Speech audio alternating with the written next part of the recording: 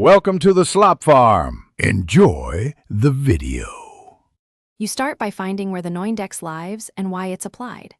Run a site crawl and filter for meta robots and xrobot stag headers. This reveals pages flagged noindex. Inspect CMS page settings and templates, because often a global template or plugin adds the tag. Fixing one template can clear hundreds of pages.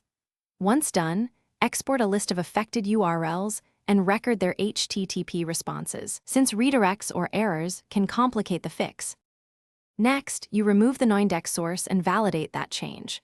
Modify templates, plugin settings, or page-level meta tags to delete noindex, and, if applicable, update xrobot stag in server config or CDN rules. Make sure redirects don't reintroduce noindex or point to soft 404, correct canonical tags, and ensure those URLs are listed in your sitemap if they should be indexed. After edits, clear caches and recrawl the affected pages to confirm the tag is gone.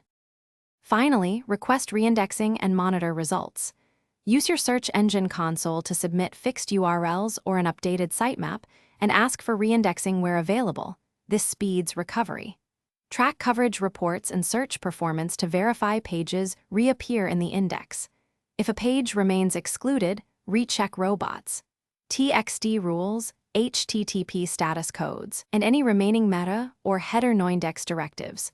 One leftover tag often causes the issue, so inspect server responses and cached versions as your key troubleshooting step. Thanks for watching.